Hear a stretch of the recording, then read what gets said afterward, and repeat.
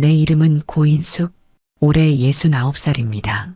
초등학교 영양사로 30년을 일하고 퇴직한 지도 벌써 9년이 흘렀네요. 남편이 먼저 떠난 후 아들네 집에서 함께 살고 있죠.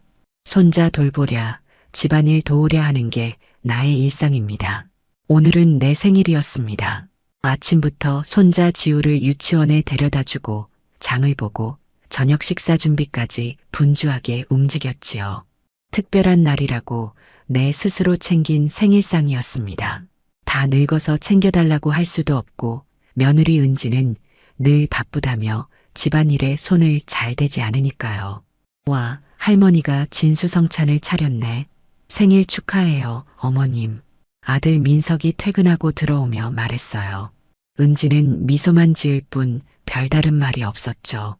지우야, 할머니 생일 선물은 뽀뽀 한번 해주면 되겠다. 손자의 작은 뽀뽀에 마음이 따스해졌습니다. 세상에 나를 진심으로 반겨주는 건 이 꼬마뿐인 것 같았죠. 저녁 식사 중에 나는 문득 말했습니다. 이번 주말에 지우랑 나들이 가려고. 민석아, 너희도 같이 갈래? 주말에는 은지 친구 결혼식 있어요. 어머니도 아시잖아요. 그때 은지가 젓가락을 탁 내려놓았습니다. 어머님, 제가 지난주부터 말했잖아요. 메모까지 냉장고에 붙여놨는데 또 못 들으신 척 하시는 거예요? 갑작스런 말투에 나는 놀랐습니다. 냉장고에 그런 메모가 있었나? 본 기억이 없었죠. 아마 보기는 했을 테지만 나이 탓인지 가끔 기억이 가물가물할 때가 있었어요. 하지만 일부러 무시한 건 아니었는데 미안하구나, 몰랐어. 항상 그렇게 말씀하시잖아요. 몰랐다. 기억 안 난다. 제 말은 항상 귓등으로 들으시면서 은지의 목소리가 점점 높아졌어요. 식탁 분위기가 얼어붙었습니다. 지우는 불안한 듯 밥숟가락을 내려놓았죠. 아이 앞에서 이런 모습을 보이고 싶지 않았지만 이미 상황은 돌이킬 수 없었어요. 그만해, 은지야. 민석이 말했지만 은지는 멈추지 않았어요. 당신 어머니가 매번 이러는데 내가 참아야 돼? 내 집에서 손님처럼 있으면서 오히려 이것저것 간섭하고. 그 말에 가슴이 철렁 내려앉았습니다. 내 집이라는 말이 귓가에 맴돌았어요. 맞아요. 여긴 내 집이 아니니까. 나는 손님이었습니다.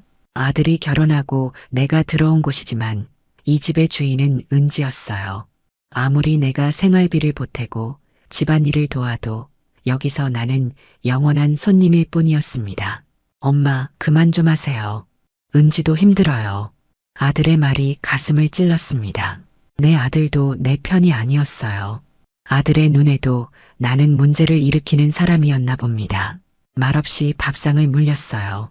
싱크대에 설거지를 하면서 눈물이 났지만 누구에게도 보이지 않았죠. 방에 들어가 문을 닫고 소리 없이 흐느꼈습니다. 이렇게 살아야 하나? 내 아들 곁에 있기 위해, 손자를 보기 위해 이 모든 것을 참아야 하나? 그날 밤 방 안에서 짐을 조용히 챙겼습니다. 많지 않았죠. 평생 모은 돈으로 전세 얻어나갈 생각이었어요. 아들 집 현관문을 열고 나서는 순간 눈물이 볼을 타고 흘러내렸지만 소리내어 울지는 않았습니다. 59회를 살아오며 참아온 것처럼 이번에도 꾹 참았죠. 찬바람이 불어오는 밤거리를 걸으며 생각했습니다. 이제 정말 혼자구나. 괜찮아, 인수가. 혼자서도 잘 살 수 있어. 항상 그래왔듯이. 봄이 시작되는 3월, 임시로 월세방을 구해 자리를 잡았지만 마음은 계속 허전했습니다. 아들에게 연락이 올까 기다렸지만 아무 소식도 없었죠. 지우가 그립다는 생각만 들었어요. 벌써 한 달이 넘게 못 본 손자의 얼굴이 자꾸 떠올랐습니다. 밤이면 지우가 내 품에 안겨 잠들던 그 온기가 그리웠어요. 그날도 동네를 산책하고 있었습니다. 가로수 아래로 햇살이 비쳐들고 간간히 봄바람이 불어오는 날이었어요. 구청 앞 게시판에 걸린 현수막이 눈에 들어왔습니다. 천천히 발걸음을 멈추고 읽어보았어요. 도시 주말농장 분양 도심 속 작은 농부가 되어보세요. 문득 어릴 적 시골에서 자란 기억이 떠올랐어요. 할머니와 함께 반일하던 시간들, 따스한 흙냄새, 작물이 자라는 모습을 지켜보던 즐거움. 그때만큼은 행복했던 것 같습니다.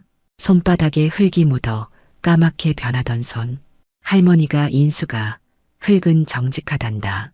네가 정성을 들인 만큼 돌려준단다라고 하시던 말씀도 생각났어요. 담당자에게 전화를 걸었습니다. 마침 한 구자가 남아있다고 했어요. 오후에 바로 계약하러 갔죠. 제 생애 처음으로 충동적인 결정을 한 것 같았습니다. 항상 계획적이고 신중했던 내가 갑자기 텃밭이라니. 하지만 가슴 한편이 설레었어요. 내 것, 온전히 내 것인 작은 공간을 갖는다는 생각에 다음 날 아침 텃밭으로 향했습니다.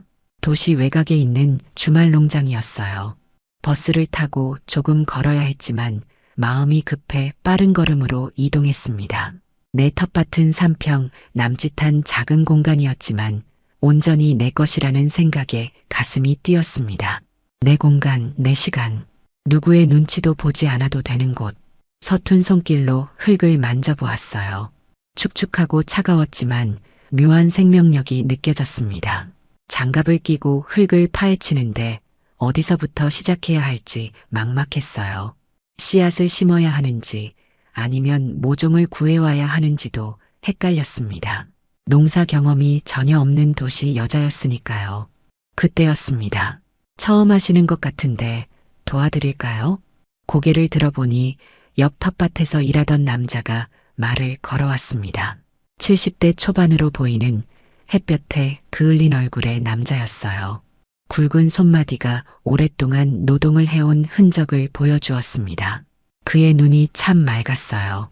순박하면서도 지혜로워 보이는 눈빛이었습니다. 네, 처음이라 어떻게 해야 할지 모르겠네요. 비료부터 뿌려야 해요. 이렇게요. 남자는 자기 텃밭에서 하던 일을 보여주며 설명해 주었습니다. 말투가 부드럽고 차분했어요. 느린 동작으로 비료를 흙과 섞는 방법, 거름을 만드는 방법까지 상세히 알려주었습니다. 이태호라고 합니다. 옆 텃밭 주인이죠. 고인숙이에요. 잘 부탁드립니다. 이태호는 묵묵히 제 텃밭을 정리하는 법을 가르쳐 주었어요. 씨앗을 심는 간격, 물 주는 방법까지. 특별히 말이 많지는 않았지만 필요한 것들을 꼭 짚어주는 사람이었습니다. 그의 설명을 들으며 어느새 내 손도 부지런히 움직이고 있었어요. 이 씨앗들은 지금 심기 좋은 때예요. 상추, 쑥갓은 금방 자라니까 빨리 수확할 수 있을 거예요. 텃밭에 다니기 시작한 지 한 달이 지났습니다. 매주 화요일과 금요일 그리고 일요일에 나오기로 했지요. 처음엔 흙 만지는 것도 어색했는데 이제는 제법 익숙해졌어요. 상추가 파릇파릇하게 자라고 쑥갓도 하늘을 향해 쑥쑥 올라오는 모습을 보며 희열을 느꼈습니다. 내 손길로 자라는 생명들이 신기했어요. 이태호는 거의 매일 나오는 것 같았어요. 은퇴한 조경사라고 했습니다. 평생 나무와 흙을 만지며 살아온 사람이라 그런지 식물들이 그의 손길에 잘 자라는 것 같았어요. 가끔 그의 텃밭을 보면 놀라울 정도로 생기 넘치는 채소들이 빽빽하게 자라고 있었습니다. 인숙 씨, 상추가 벌써 이렇게 자랐네요. 이태호가 내 텃밭을 보며 말했습니다. 내 이름을 부르는 그의 목소리가 왠지 귀에 남았어요. 오랜만에 누군가가 내 이름을 부르는 것이 새삼 낯설게 느껴졌습니다. 아들 집에서는 항상 어머니였고 동네에서는 할머니라고 불리기 일쑤였으니까요. 다 태호 씨 덕분이죠. 혼자였으면 진작 말라 죽었을 거예요. 과찬이십니다. 인숙 씨가 정성을 들이니까 그렇죠. 봄비가 내리는 날에도 나는 텃밭에 나갔습니다. 비닐 우산을 쓰고 물기 젖은 흙을 만지는 기분이 좋았어요. 예상대로 이태호도 와 있었습니다. 그도 나처럼 비가 와도 텃밭을 찾는 사람이었어요. 비가 오는 날이면 우리는 작은 비닐하우스 처마 밑에 앉아 이야기를 나누었지요. 인숙 씨는 왜 갑자기 텃밭을 시작하게 됐나요? 문득 이태호가 물었습니다. 잠시 망설였지만 이상하게도 그에게는 솔직해질 수 있을 것 같았어요. 만난 지 얼마 되지 않은 사람인데도 오랫동안 알고 지낸 것처럼 편안했습니다. 집에서 나왔거든요. 아들 집이었는데 더는 못 있겠더라고요. 아, 그렇군요. 이태호는 더 묻지 않았습니다. 그저 고개를 끄덕이며 내 말을 들어주었어요. 그 모습에 마음이 놓였습니다.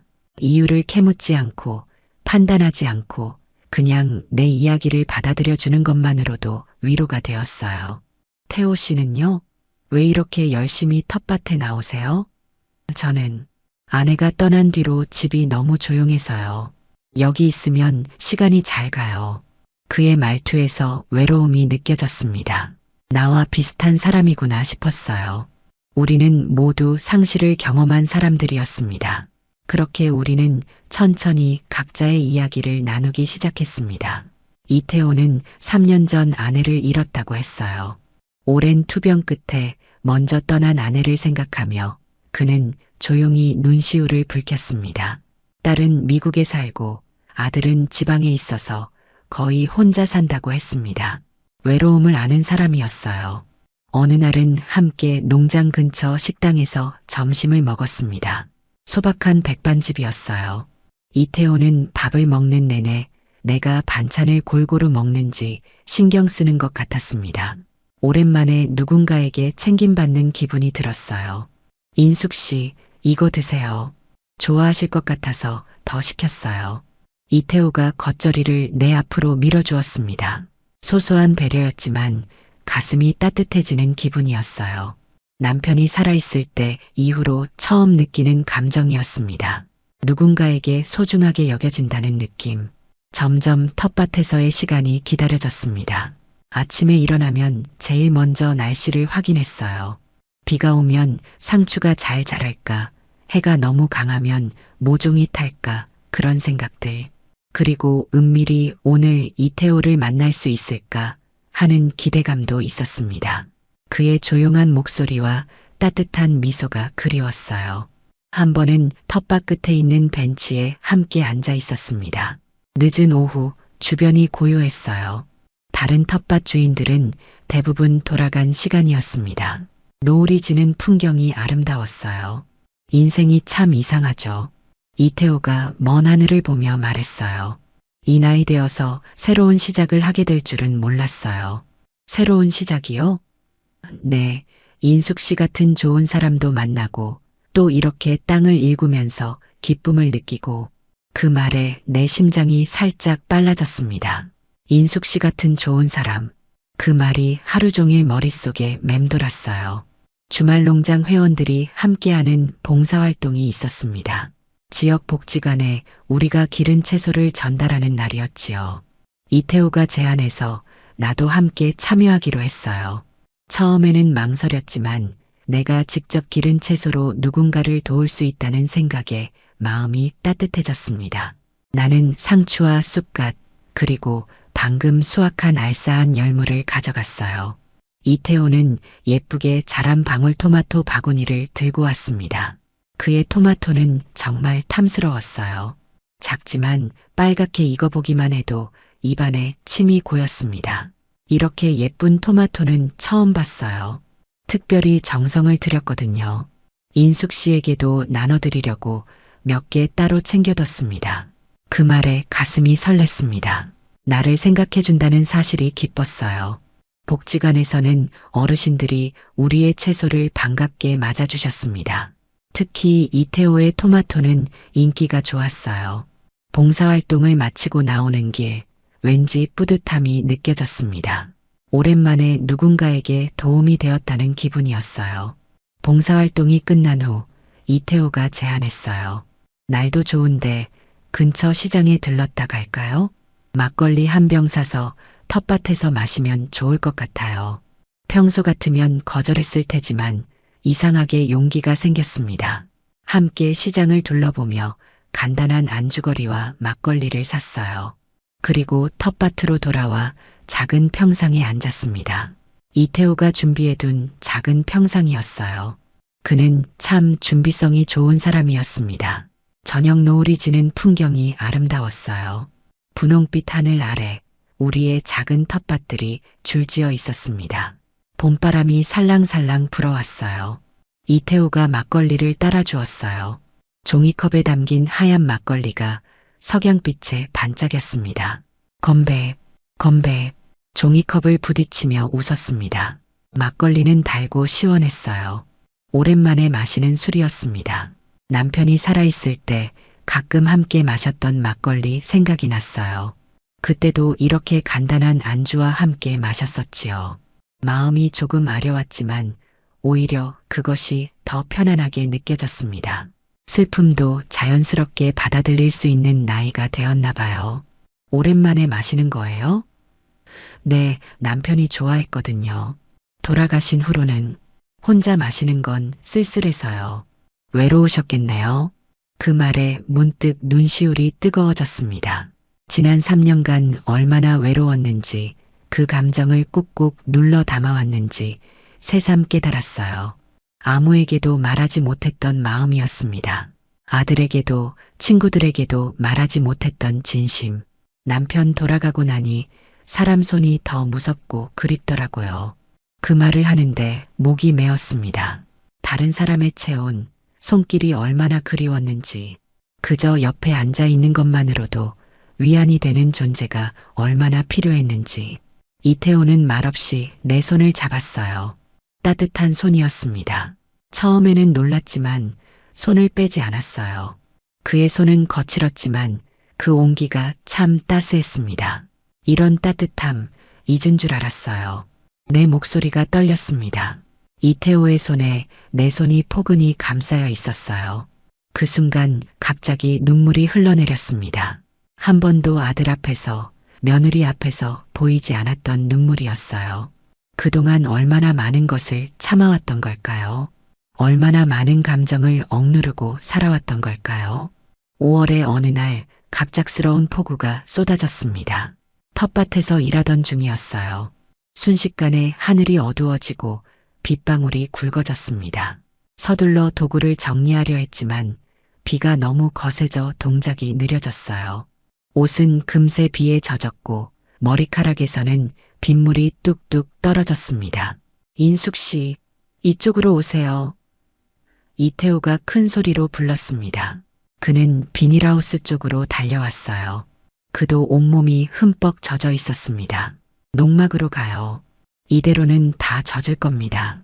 그가 내 손을 잡았습니다. 우리는 비를 맞으며 농장 끝에 있는 작은 농막으로 달려갔어요.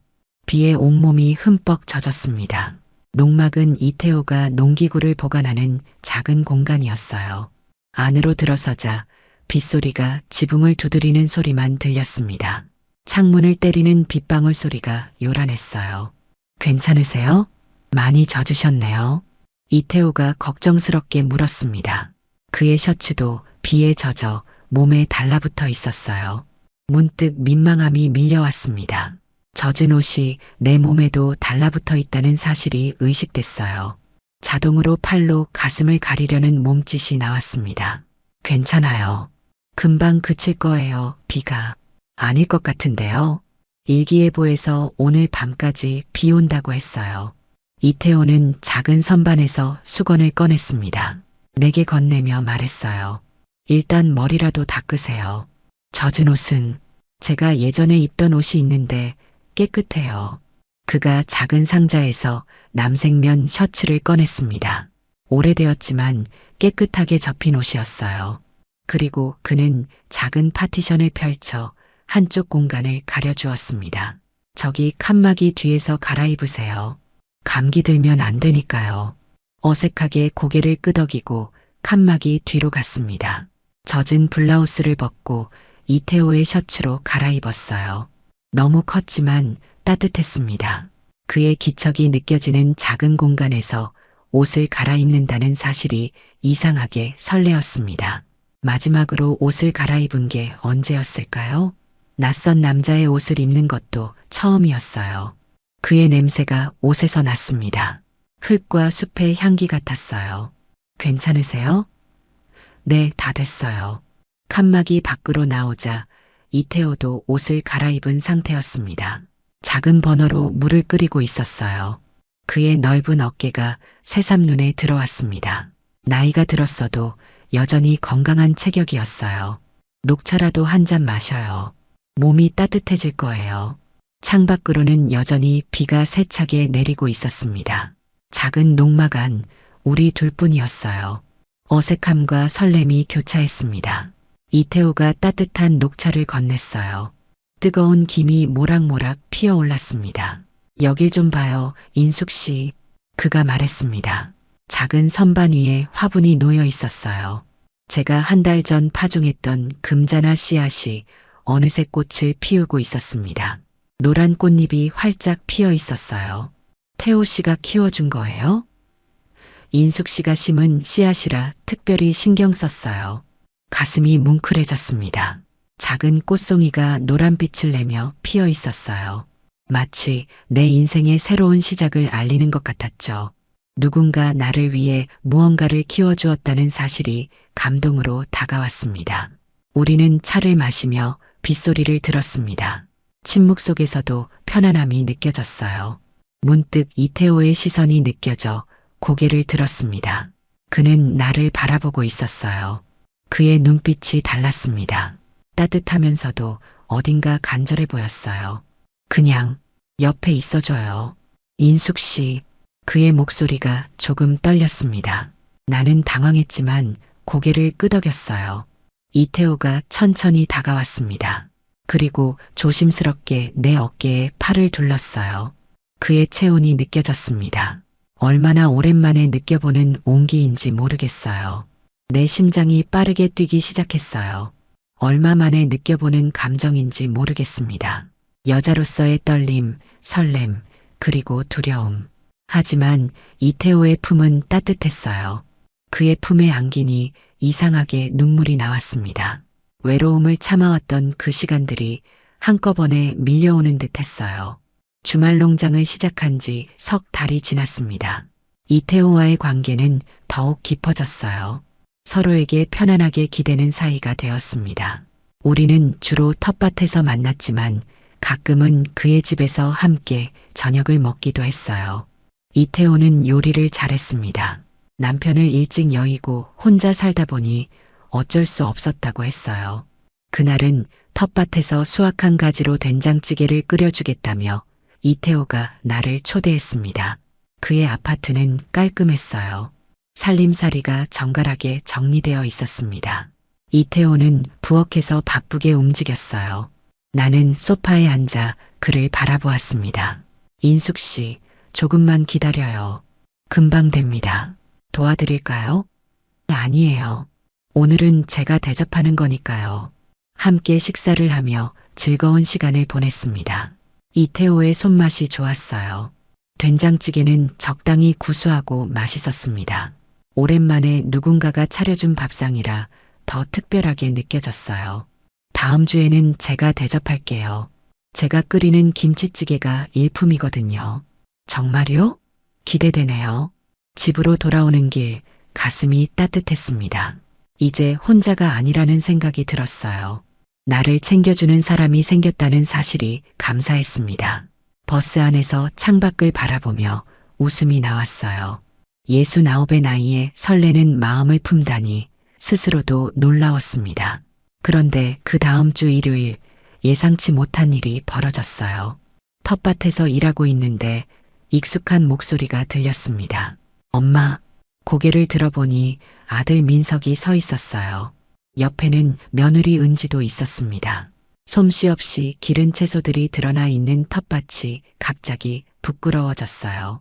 자라지 않은 배추와 벌레 먹은 상추가 눈에 띄었습니다. 민석아, 이게 웬일이니? 주소지 변경하러 주민센터 갔다가 알게 됐어요. 엄마가 이런 데서 뭐하고 계신 거예요?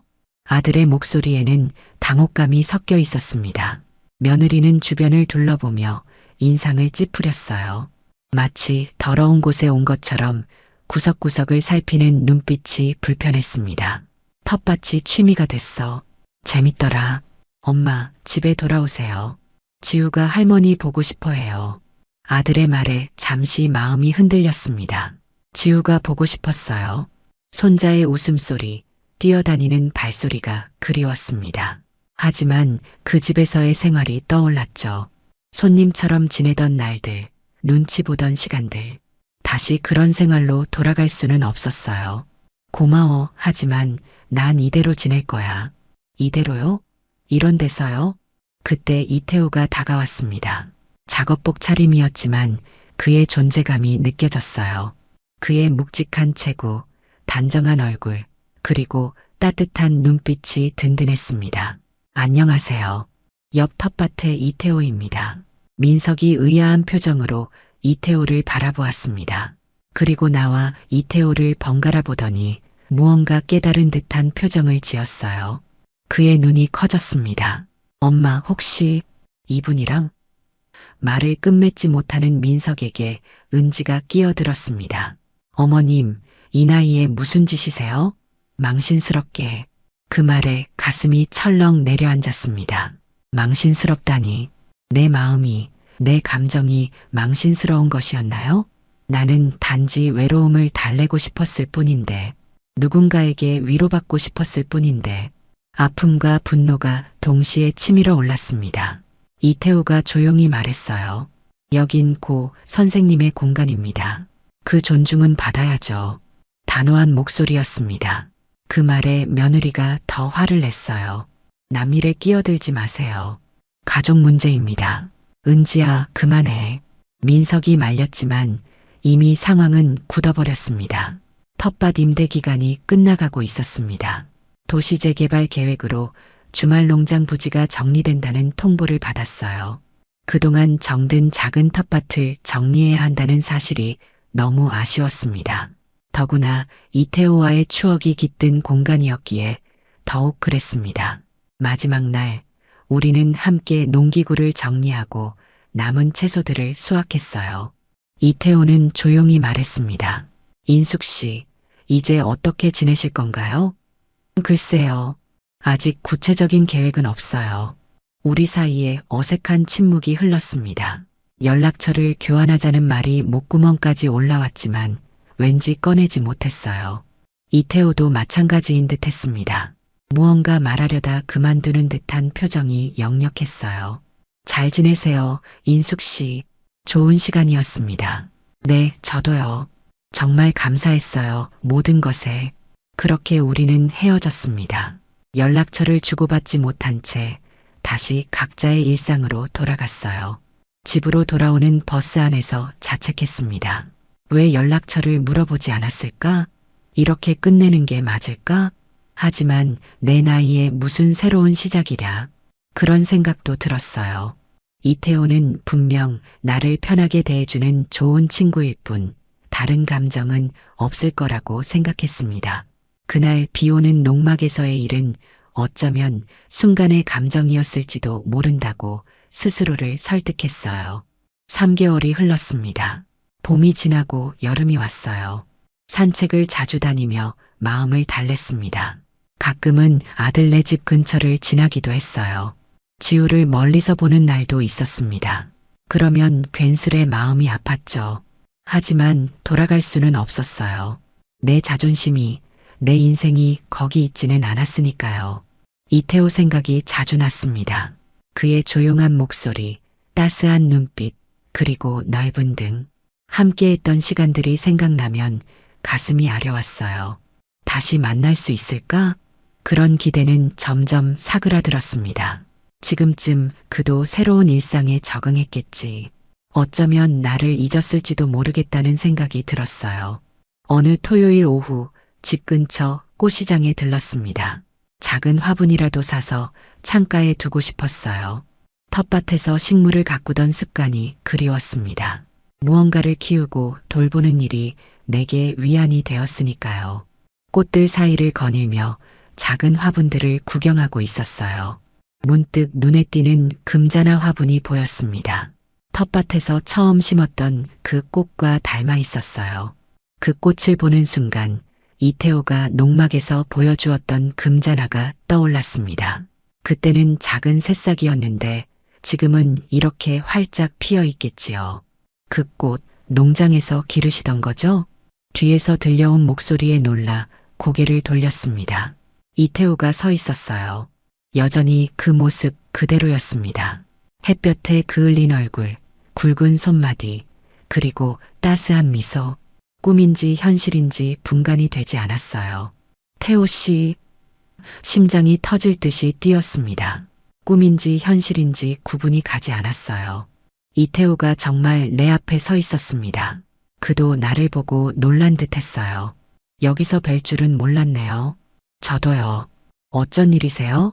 이태호는 부끄러운 듯 웃었습니다. 사실 이 근처로 이사 왔어요. 딸이 외국에서 돌아와서 같이 살게 됐거든요.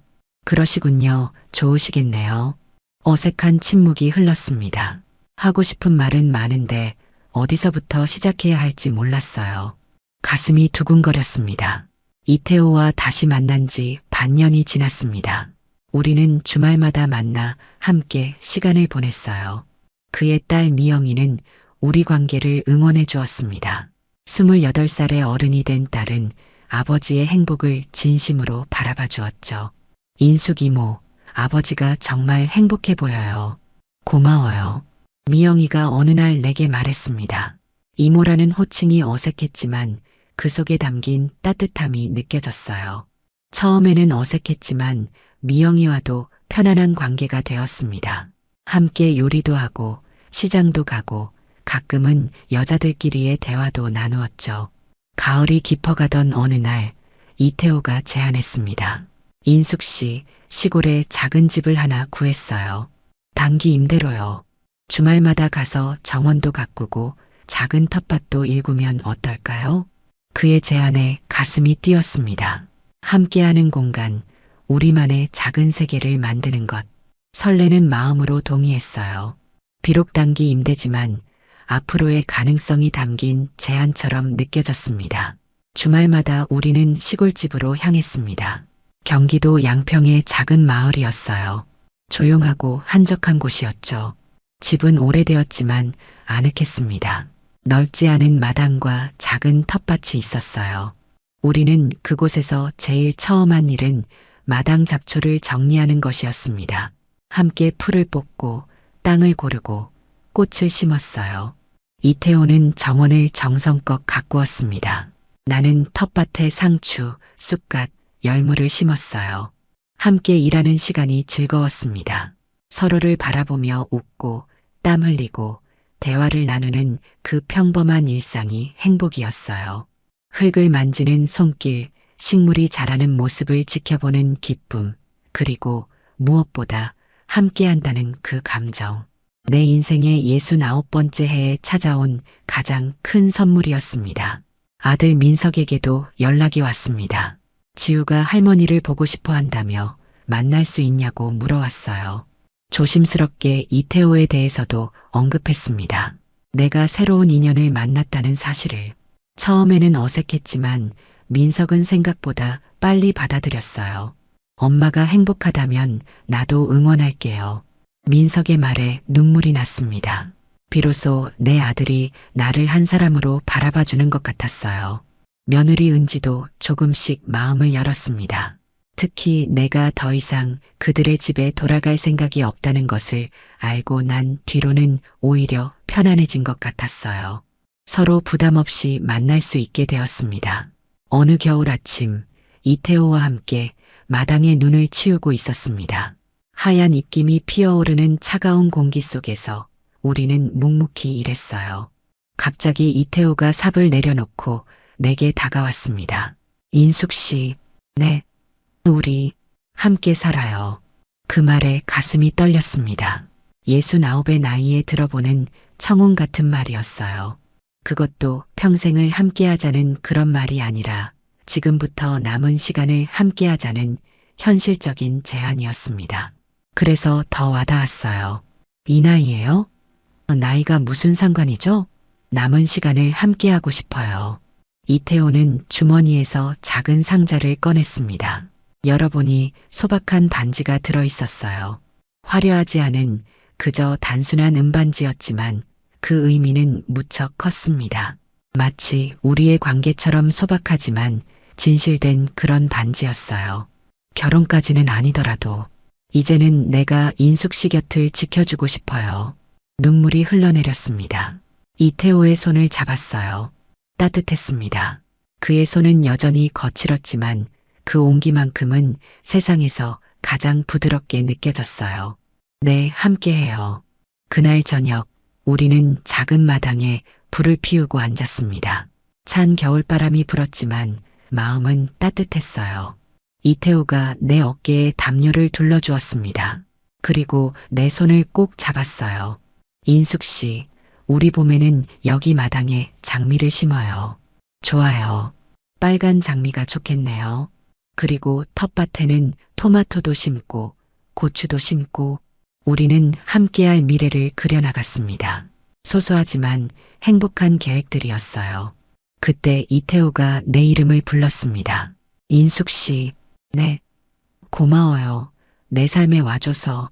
그 말에 가슴이 뭉클해졌습니다. 나도 그에게 고마웠어요. 내 이름을 이렇게 다정하게 불러주는 사람이 생겼다는 것. 내 존재를 온전히 바라봐주는 사람이 생겼다는 것. 그것만으로도 내 인생은 충분히 풍요로워졌습니다. 이 늦은 봄, 나는 다시 살아있다는 걸 느꼈어요. 조용히 말했습니다. 이태호는 내 손을 꼭 잡았어요. 봄날의 텃밭에서 시작된 우리의 인연은 이제 사계절을 함께하는 사랑이 되었습니다. 흙 위에서 피어난 작은 씨앗 하나가 어느새 꽃을 피우고 열매를 맺은 것처럼 69의 나이에 찾아온 사랑은 더욱 소중했습니다. 더 이상 서두를 필요도 두려워할 필요도 없었으니까요. 우리는 그렇게 함께 나이 들어갈 것입니다. 흙을 만지며 식물을 가꾸며 서로의 온기를 느끼며 삶의 끝자락에서 만난 우리의 사랑은 짧지만 깊고 단순하지만 진실했습니다. 그것으로 충분했어요. 봄이 오면 우리는 다시 텃밭에 씨를 뿌릴 것입니다. 그리고 함께 꽃이 피어나는 것을 기다릴 거예요. 마치 우리의 사랑처럼 조금은 늦게 찾아왔지만 더욱 아름답게 피어나는 그런 꽃을. 이야기가 재미있으셨나요? 좋아요와 구독으로 응원해 주시면 더 많은 감동적인 이야기로 찾아뵙겠습니다. 여러분의 작은 관심이 저에게는 큰 힘이 됩니다. 감사합니다.